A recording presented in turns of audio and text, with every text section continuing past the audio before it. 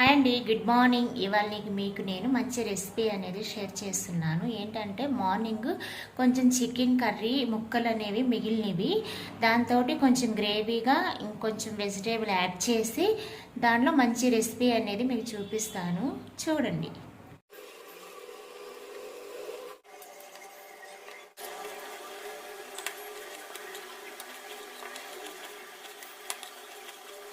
ముక్క ఒకటి తీసుకోండి అండ్ కొంచెం అల్లం పేస్ట్ పట్టేద్దాం. అయితే ముట్టించానండి. ముట్టించాక కడాయి పెట్టుకున్నాను. కడాయిలో ఆయిల్ వేసాను. ఆయిల్ హీట్ అయ్యాక ముందుగా మనం రెడీ చేసుకున్న ఆనియన్ పేస్ట్ వేసేసుకుందాం. ఆనియన్ పేస్ట్ బాగా ఫ్రై అవ్వాలి. ఫ్రై అయిన తర్వాత దాంట్లో కొత్తిమీర కూడా వేసుకోవాలి ఫ్రెండ్స్. కొత్తిమీర వేసుకున్న తర్వాత కూడా టమోటా పేస్ట్ ముందుగా మనం మిక్సీ పట్టుకున్న టమోటా పేస్ట్ని కూడా వేసేసుకొని ఆ టమోటా పేస్ట్ కూడా కొంచెం ఫ్రై అవ్వాలి. ఫ్రై అయిన తర్వాత మనం ఆలూని కట్ చేసుకున్నాం కదా ముక్కలు, ఆలు ముక్కలు కూడా ఆ టమోటా పేస్ట్లో వేసుకొని మంచిగా కలబెట్టాలి. కలబెట్టిన తర్వాత దాంట్లో కొంచెం సాల్ట్ అయితే వేసుకోవాలి. సాల్ట్ వేసుకున్న తర్వాత మూత పెట్టుకుంటే ఆయిల్ అనేది పైకి తేలుతుంది. మంచిగా కుక్ అయ్యి ఒక 50% కుక్ అయ్యి ఆలు అనేది మంచిగా పైకి ఆయిల్ అనేది తేలుతుంది.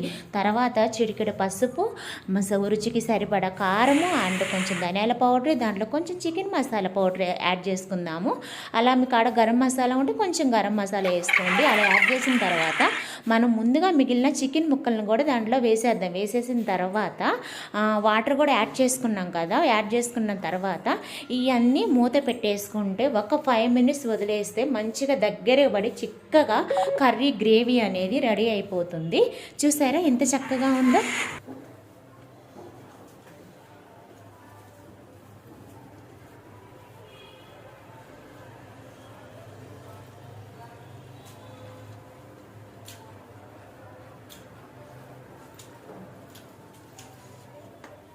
చాలా బాగుందండి. అసలు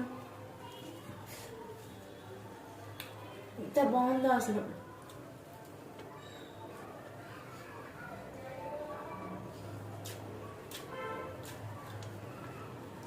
సూపర్ ఉంది. ఇది కంపల్సరిగా ఇలా చేసుకొని తినాలి.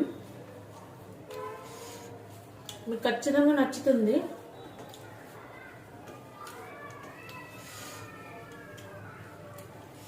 ఈ రెసిపీ కనుక మీకు నచ్చినైతే కంపల్సరీగా సబ్స్క్రైబ్ చేసుకోండి, లైక్ చేయండి, షేర్ చేయండి. ఓకేనా? బాయ్.